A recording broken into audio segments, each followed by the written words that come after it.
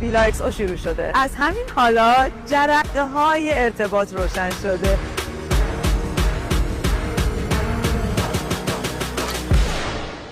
دوستی ها دارن شکل میگیرن، اتحادها بسته میشن و شاید کمی هم جادوی خاص بین بعضی ها جریان پیدا کرده باشه.